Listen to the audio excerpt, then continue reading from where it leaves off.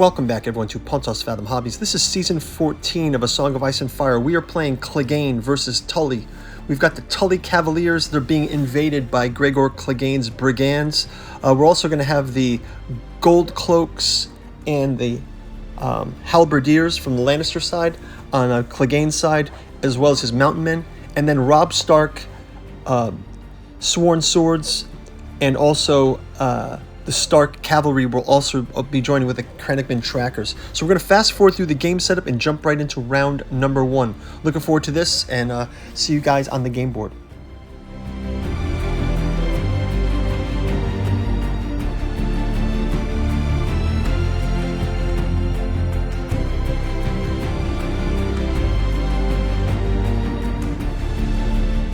Yes, so as we're getting the board set up, we'll do a quick flyover of the troops.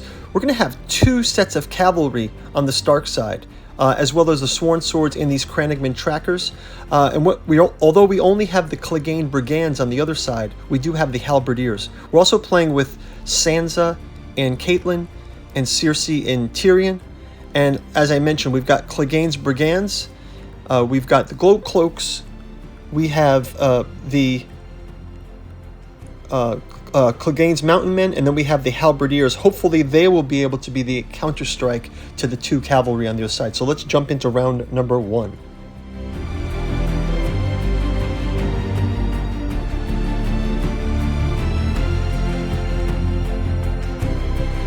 Okay, so we finished the board setup. We've got our units on the board. We've gone through the units high level enough, but we'll dig into some of their powers and specialties as they go into play. First off, I'm going to shuffle these Lannister tactics cards. I'm going to pick 3 tactics cards for the Lannisters, and I'm also going to do the same thing for the Starks.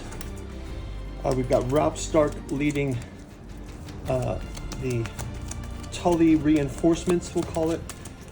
What's characterizing this game is kind of special is there's 2 cavalry units with our supporting our Tully Cavaliers, and where Clegane Brigandes only has the one unit, they do also have Halberdiers by the Lannisters, so hopefully that will offset things. So we'll put these tactics cards aside. Let's jump right into movement. First off, we're going to start out with our unit actions, and we're going to have Clegane's Brigandes are going to be the first out of the gate. Clegane's Brigandes, they get a 6. So what I'm going to do is have them do a maneuver. So they're going to do a pivot, a move, and a pivot. So let's have them pivot this way, and then we'll have them do the 6. And then they can pivot back this way. Get out of that rank. Okay, next up, we'll go back over to the Lannisters. To the Starks. And Pontos Fathom Hobbies is brought to you by the books that we produce. We've got a bookstore link down in the description where you can help to support the channel.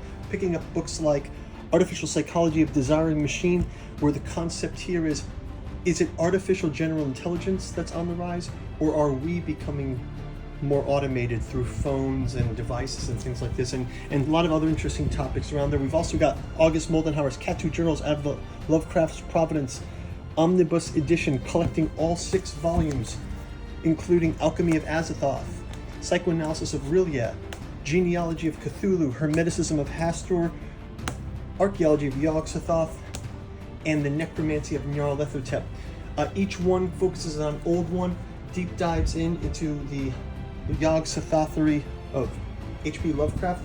We've also got Alchemy and Anthroposophy in the Dune Saga, digging into what are those alchemical and anthroposophical themes that make the Dune Saga so resonant with people, and goes through all of Frank Herbert's books. And lastly, we've got Esoteric Dragon Mysteries from our podcast channel, decoding the dragon symbol in myth and occult tradition, and also the Esoteric Saturn Mysteries. Go check them out. Thank you guys for your support. Now back to our game. Okay, next up we'll go over to the Tullys, and we'll have them also do a maneuver out of the gate here for 6. And have them do a pivot as well. Back over to Clegane. Clegane and his mountain men, they will do a march. They've got 5, so that's going to be a 10. They can also do a pivot.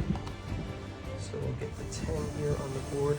He will be going after Robb Stark with the Stark Sworn Swords. Okay, let's go back over to, speaking of the Starks, let's have them also be a bit cautious here. Let's have them come out of the gate as well.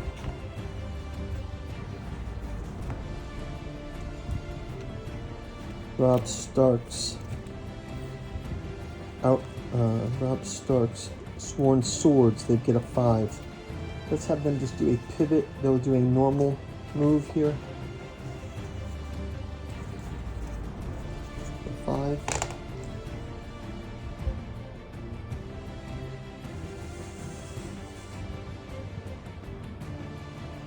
Keep them there.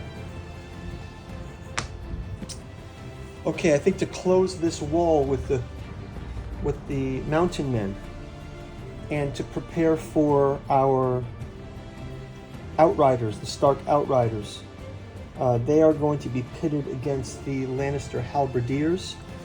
So let's have them also do a march to sort of keep that rank closed. They also get a 10 march, so they can basically move right beside Clegane. Okay. Next up, let's have our outriders also do a march.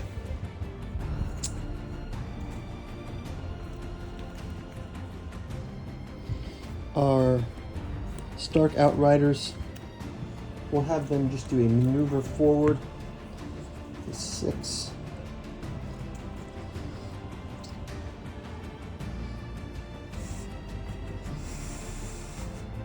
And they're also going to pivot slightly just to basically, we'll try to have them charge the,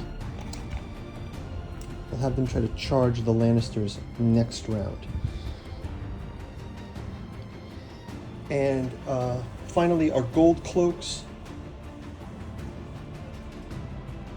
Let's have them just move up behind our, let's have them actually do a pivot. They can move up here, and then they're going to do a full pivot like this. They're going to go kind of draft behind the Brigandes, sort of be the cleanup crew for them. Finally, let's have a similar play for our Clegane trackers. Let's have them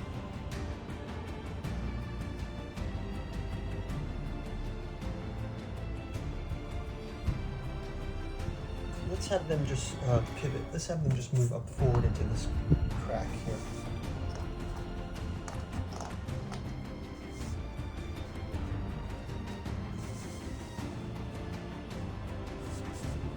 I believe they have 6.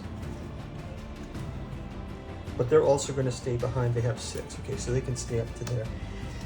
And I believe that's going to do it for our turn.